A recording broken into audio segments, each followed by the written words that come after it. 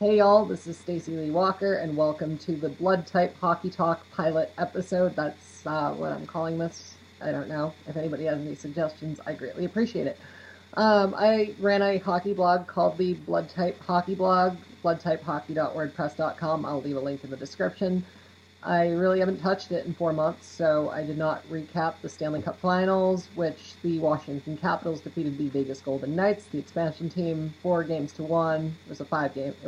This was a series that wound up going 5 games. Lars Eller scored the Stanley Cup winning goal, a loose puck that squirted through Marc-Andre Fleury's legs, and Eller was in the right spot at the right time, and he tapped the puck into an open net. And by doing that, he became the first Danish player to ever score a Stanley Cup winning goal. And I think he's actually the first Danish player to get his name on the cup, so yay for Denmark.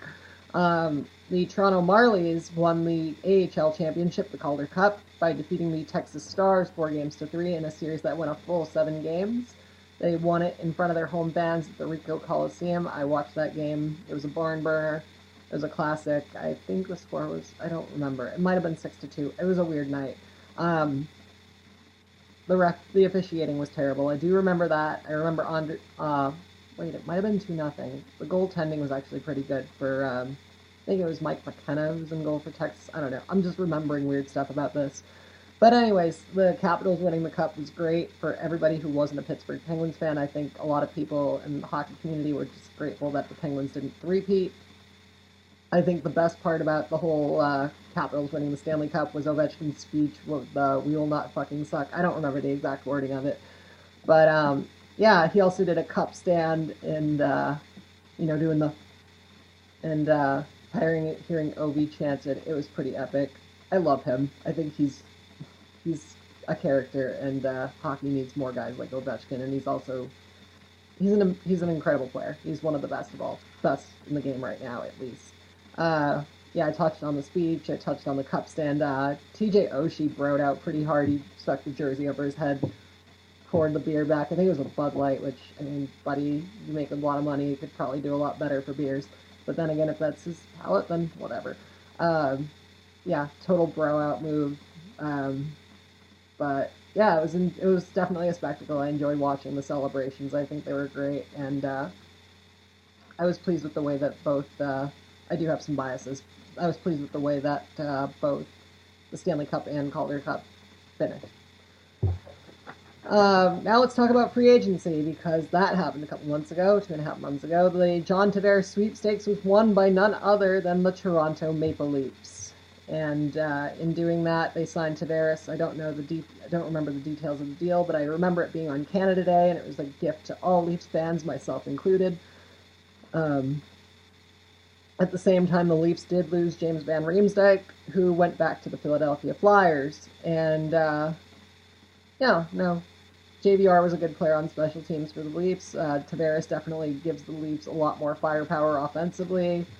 The goaltending situation in Toronto is still pretty much the same. The defense looks pretty much the same. Tyler Ennis is the only other really notable acquisition that the Leafs have made. I don't want to spend too much time talking about the Leafs other than the fact that William Nylander seems to be at a bit of a standstill in terms of renegotiating his contract extension or whatever. And there's that. He hasn't really participated in preseason, which is kind of a bummer, because I really hope he kind of gets back on the right foot and plays with Matthews and Hyman and whoever else they put him with. I'm gonna do this thing, I guess, where there's like a winner and loser of the week. I don't know. The winner of the week I'm gonna give that one to the Philadelphia Flyers for one reason and one word: Gritty. In case you haven't heard, the Philadelphia Flyers have a new mascot. His name is Gritty. He is what nightmares are made of. He is also fucking beautiful. Just a big, friggin' hairy orange guy, just going out and raising hell. You can see this. There was one intermission in which he had a t-shirt cannon, and he was not wearing skates. He was just on foot, and he slipped twice. And one of the times he was doing Snow Angels, which I thought, classic Gritty being Gritty. And then the next time he slipped on the way to get t-shirts to launch him into the crowd. Then he launched a few t-shirts into the crowd, and then he started taking aim at the Flyers employees that were also sending t-shirts into the crowd towards the end of it. And I was like, yes, this is what I like in a mascot. This guy A+. The Flyers did a great job with Gritty, and I couldn't be more pleased. I actually want to take a road trip down to Philly to watch a game, get a cheap seat, get a photo with Gritty, and I don't even care who they're playing. You know, if it's Pittsburgh, then I will join in the immense hatred. Actually, no, those games would probably be more expensive. Immense hatred of the Penguins. Speaking of teams I hate, we'll talk about this week's loser, the Carolina Hurricanes. And there is one reason for this. Once upon a time, the Carolina Hurricanes were not the Carolina Hurricanes. They were a soulful and I guess they kind of have, you know, a nostalgic value to them and just iconic value in a lot of ways. The Hartford Whalers. And Peter Karamanos broke his promise to keep the Whalers in Hartford for 4 years. He moved them 1 year shy of that to Carolina after failing to settle them in Norfolk, Virginia. There was also some drama with the governor at the time of Connecticut, who was trying to get the New England Patriots to move down there. That obviously didn't work. The Patriots are in Foxborough. Yeah, so what the Hurricanes recently did, in an attempt to sell tickets and an attempt to sell merchandise, they introduced a third jersey that will be worn for one game in December against the Boston Bruins, and that jersey is an old Hartford Whalers jersey. Way to dance on the grave of the Whalers. That is not acceptable. I'm really disgusted by this. It really just... they are dancing on the graves of the Whalers, and Whalers fans down in Hartford, down from me, I live in Massachusetts.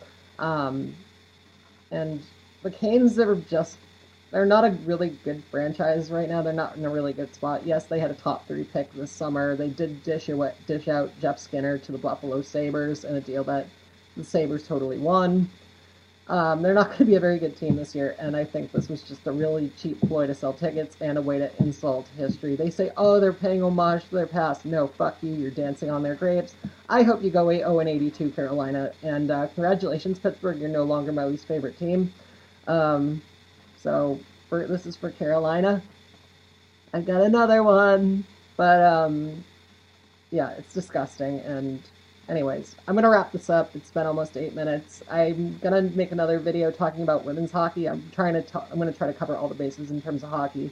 My next video is going to be about the CWHL and the NWHL, and if you haven't heard about that, you should check it out. 2 great leagues. I'm actually going to a CWHL preseason game in Worcester tomorrow night. I'll get more into that in my next video, and I'll probably give a little bit of a recap of the game. But hopefully I'll see y'all around soon. This is Stacey Lee Walker signing off. Blood Type Hockey Talk. Goodbye.